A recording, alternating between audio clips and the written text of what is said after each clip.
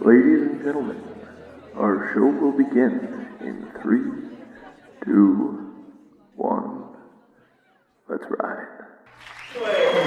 On deck we have Cord, Redding, but coming to stage right now, I love this guy so much. From the golden lands of Bismarck, he is Marshall Ziegler!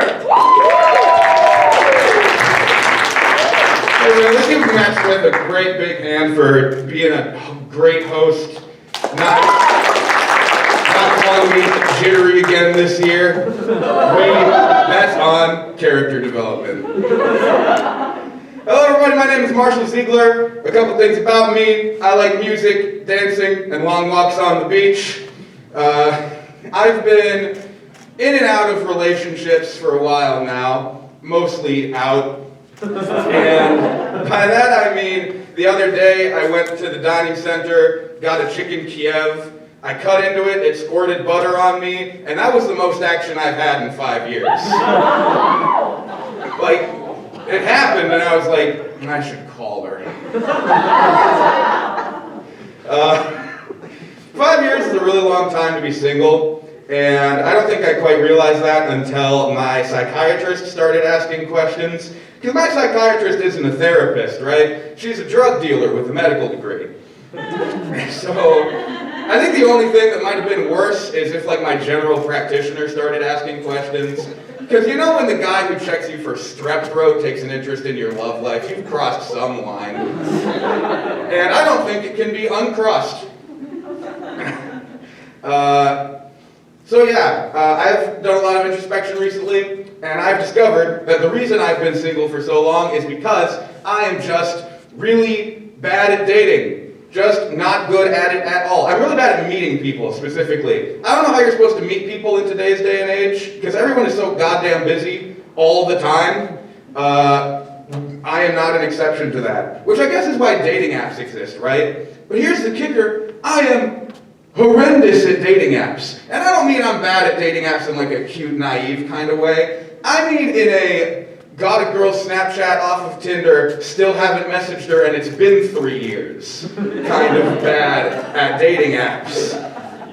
For a couple of reasons. Reason number one, I'm only really hot in person.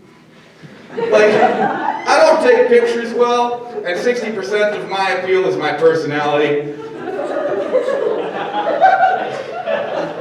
Also, one time, a girl told me I looked like the kind of guy to play Dungeons & Dragons and Magic the Gathering, and for some reason that hurt a lot more, because I do play Dungeons & Dragons and Magic the Gathering. Reason number two, I'm really bad at dating apps. I am an atrocious texter. If you ever talk to me in real life, I am a very good conversationalist. I am atrocious at texting. Trying to have a conversation with me over text is like trying to get a meaningful interaction out of a Rubik's Cube. You're putting in way more effort than you need to, it's frustrating, and success is so hollow.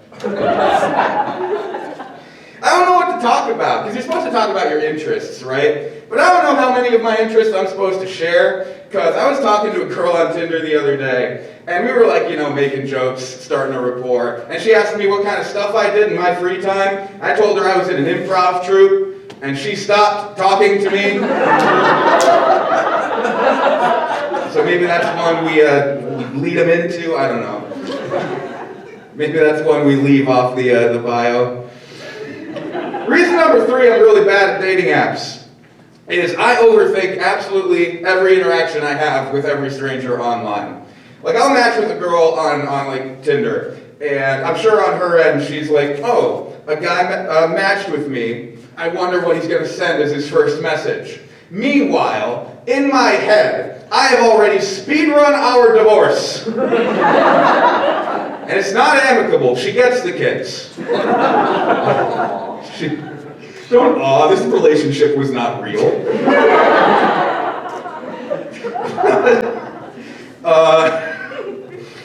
I overthink everything, especially that first message. Because that first message is so very important to the whole conversation. So I'm like, okay, we'll start it out simple. Hey, how are you doing? You have a very cool music taste. Your outfit in your third picture is very nice. Tell a joke, maybe. But then I'm like, no, No, that's too general. You gotta get specific, you gotta get clever. But not like so specific that it's creepy. Right? Because you don't wanna message someone like, your teeth are nice. Like, that's not okay. Our auras are the same color. We should kiss about it. That's not something you lead a conversation with. So yeah.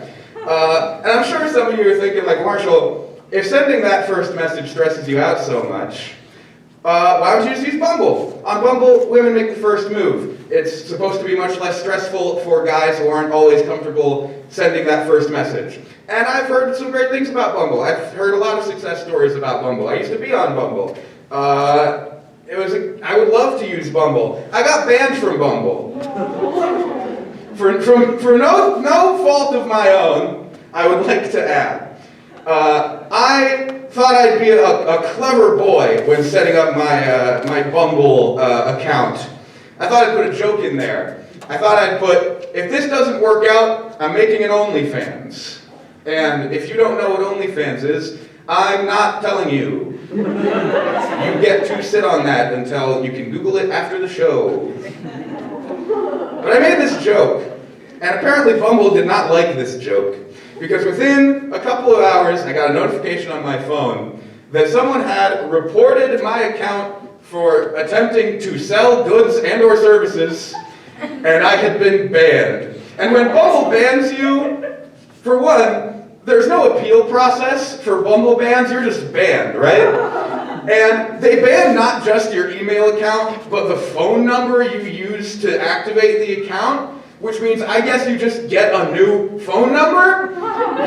Or use somebody else's? I don't know which of those options is worse. So yeah, I got banned from Bumble. And I think one of two scenarios led to that happening. One of which is much more realistic, which is Bumble has some kind of algorithm set up that read the word OnlyFans in my bio and banned me based on that alone. Realistic, but not fun. Fun answer. Someone, a real human being, read my bio, saw that line, thought I was trying to peddle an OnlyFans account that doesn't exist, and reported and banned me. And though that is the least likely option, that is the one I choose to believe. Because that's just very funny to me that someone in Fargo just does not have that kind of sense of humor. So, and I don't think I'm missing much, because when I did have Bumble, sometimes girls were a little too forward with their intentions. Because one time a girl messaged me on Bumble, said, "Buy me and my friends booze." Well, first of all, a please would be nice. Second of all, who in the 21st century unironically uses the word booze to refer to alcohol? Like, is this like a sting operation by a cop from the 1930s? What is going on here? Third of all, I don't know about you guys, but I'm not really in the habit of buying alcohol for underage women I don't know. Underage is an under 21, not under 18. I feel like I should specify that. And so I told her no. Obviously, because I'm not stupid. But I started thinking, right? Was I the first one that she tried that on? Like, was I like one in a series of attempts, like she was just making shots in the dark? Or was I like the first of a workshopping process?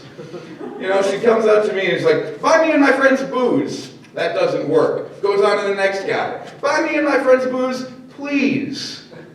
A marked improvement. Goes to the next guy. "Hey, my friends and I are going to a party. You should pick up booze and come here." That might work.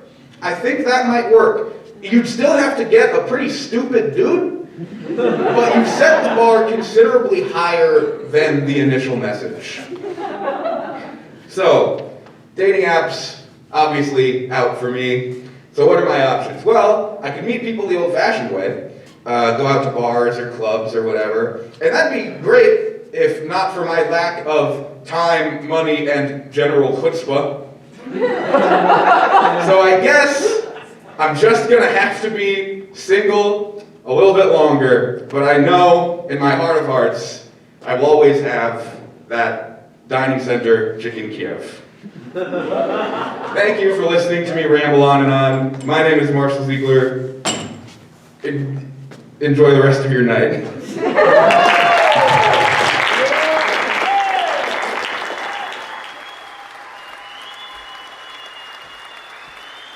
On behalf of Matt, the comedians, and myself, we wish you a good night. Stay safe, friends.